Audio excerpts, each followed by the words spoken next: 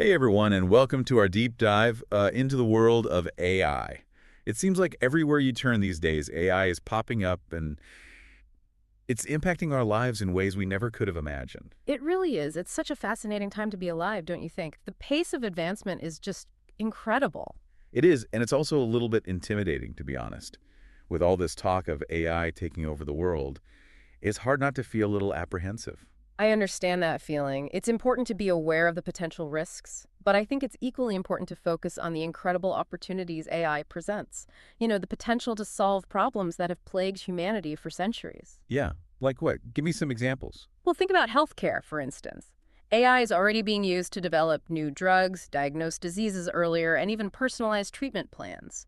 It's revolutionizing the way we approach medicine. That's amazing. And what about other areas like climate change or education?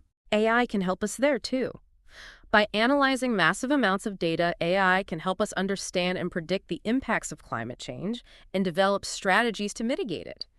In education, AI can create personalized learning experiences, helping students learn at their own pace and reach their full potential. I'm starting to see the potential here. But let's not sugarcoat things. There are some serious concerns about AI as well, right? Like, what about all this talk of AI taking our jobs? That's a valid concern, and it's one we need to address head on. But I think it's important to remember that AI will also create new jobs, jobs that we can't even imagine yet. It's about adapting and evolving with the technology. So it's not necessarily a zero-sum game. Exactly. It's Yeah, about finding ways for humans and AI to work together to create a better future. I like that perspective. So for this deep dive, we're going to take a closer look at three key areas where AI is already having a major impact: AI surveillance, AI-generated art, and the future of work. We'll explore the potential benefits and the challenges, and try to understand how we can harness the power of AI while safeguarding our values and our future. Sounds like a plan. Let's dive in. Let's do it. I read a news story recently about cities implementing AI-powered surveillance systems with facial recognition, behavioral analytics, and predictive policing.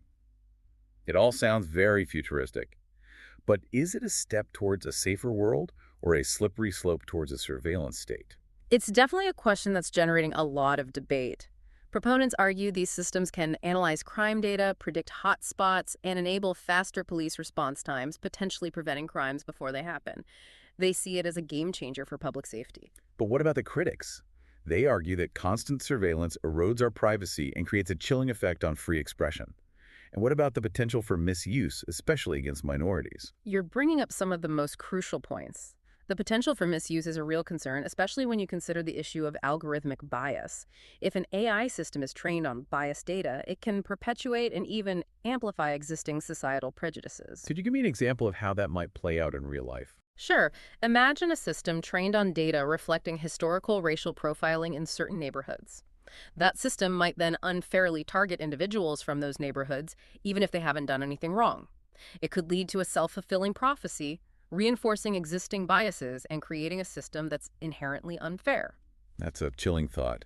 It sounds like something out of a dystopian sci-fi movie. It does, and that's why we need to be extremely cautious about how we develop and deploy these technologies. We need strong regulations, clear guidelines, and robust oversight to ensure that AI surveillance is used responsibly and ethically. So it's all about striking a balance between security and privacy. Precisely. We need to harness the power of AI to make our communities safer without sacrificing the freedoms that we hold dear.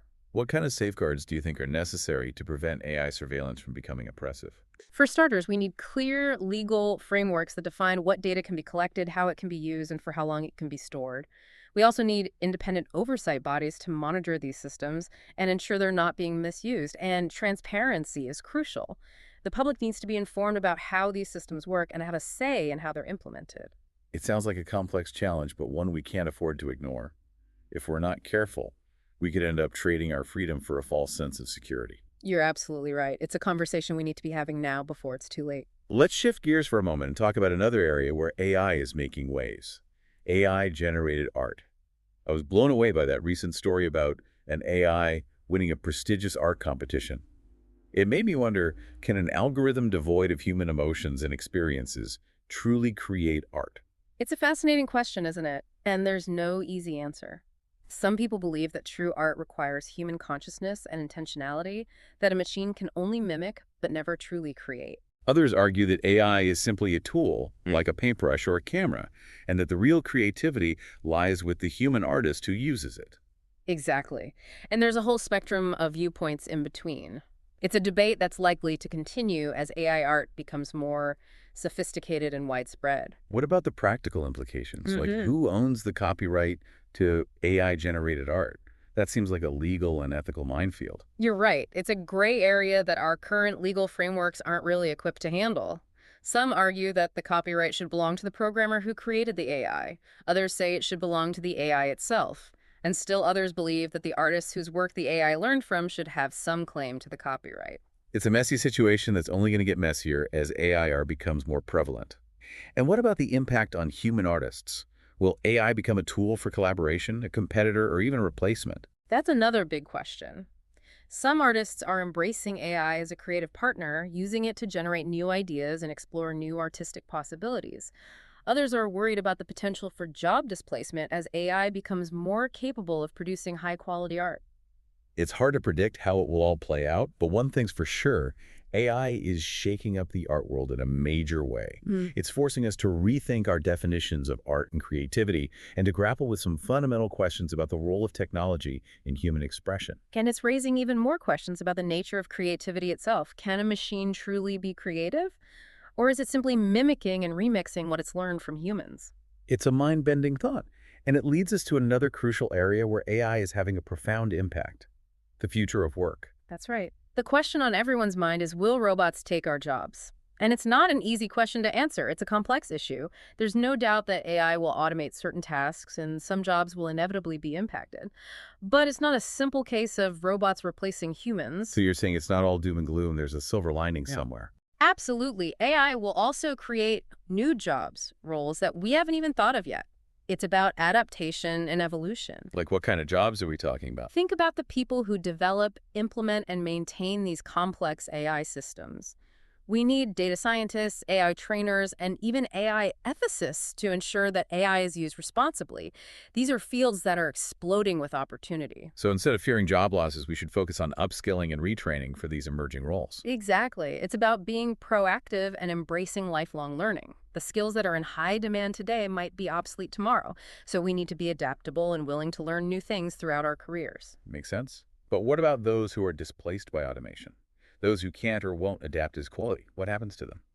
That's a critical question, and it brings us to one of the most hotly debated solutions, universal basic income, or UBI. UBI. That sounds like a pretty radical idea. It is a bold concept. It's the idea that everyone, regardless of their employment status, receives a regular payment from the government enough to cover their basic needs. So basically, everyone gets a guaranteed income, whether they work or not. That's the gist of it. Proponents argue that UBI would provide a safety net for those who lose their jobs to automation, and it could reduce poverty and inequality. It sounds almost too good to be true. What are the downsides? Well, critics worry about the cost of implementing such a program and how it would be funded. They also argue that it could disincentivize people from working, leading to a decrease in productivity. So there are definitely trade-offs to consider. It's a complex issue with no easy answers. Exactly. There's no one-size-fits-all solution.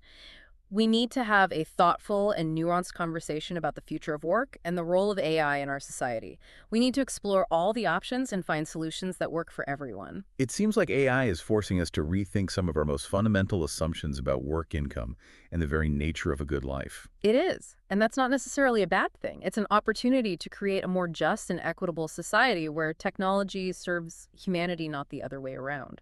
I like that. But how do we ensure that AI is used for good? How do we prevent it from exacerbating existing inequalities or creating new ones? It all comes down to ethics. We need to embed ethical considerations into every stage of AI development and deployment. We need to ensure fairness, transparency, and accountability. And we need to involve diverse voices in the conversation. Right, absolutely. Right. We need to make sure that the people who are most likely to be impacted by AI have a seat at the table and a voice in shaping its future. It sounds like a huge undertaking, but it's one that we can't afford to ignore. You're right, the stakes are high. But I'm optimistic. I believe that we can harness the power of AI to create a better world for everyone. Me too. It's time to move beyond the hype and fear and start having some real conversations about how we want to live and work in an AI-driven world. I agree. Let's dive into some specific examples of how AI is already being used to solve real-world problems. Okay, let's do it. Yeah. You mentioned healthcare earlier. I'm curious to hear more about how AI is transforming that field. Yeah, healthcare is a great example. AI is already making a huge impact in areas like drug discovery, disease diagnosis, and personalized treatment. Tell me more about drug discovery. Yeah. How is AI speeding things up? Well, traditionally, drug discovery has been a very slow and expensive process. It can take years and billions of dollars to develop a new drug, but AI is changing that. By analyzing vast amounts of data, AI can identify promising drug candidates much faster and more efficiently. So AI is basically acting like a superpowered research assistant. Exactly. It can sift through mountains of data, identify patterns, and make connections that humans might miss. It's accelerating the pace of research and helping us develop new treatments for diseases that were once considered incurable. That's incredible. And what about disease diagnosis? How is AI helping doctors make more accurate diagnoses?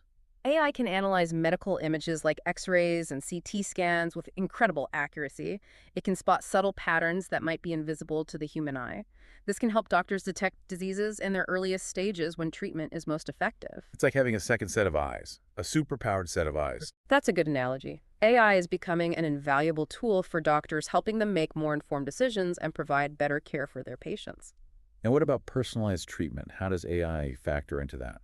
AI can analyze a patient's genetic information, medical history, lifestyle, and other factors to develop customized treatment plans that are tailored to their individual needs.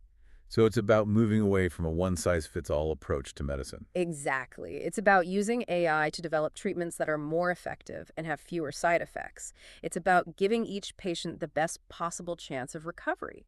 It sounds like AI is revolutionizing healthcare in so many ways. It's really exciting to think about the possibilities. It is. There's so much potential for AI to improve health outcomes and enhance the quality of life for people around the world. Well, this deep dive has been an incredible journey. We've explored the potential benefits and the challenges of AI, and I think it's safe to say that this technology is going to have a profound impact on our lives in the years to come. I agree. AI is already transforming the world around us, and it's only going to accelerate from here. It's up to us to shape the future of AI, to ensure that it's used for good, to solve problems and create a better world for everyone. Well said. It's a responsibility we all share. Thanks for having me on the show. It's been a pleasure. Thanks for joining us, and thanks to all of you for listening. We'll see you next time for another deep dive into the world of technology and innovation.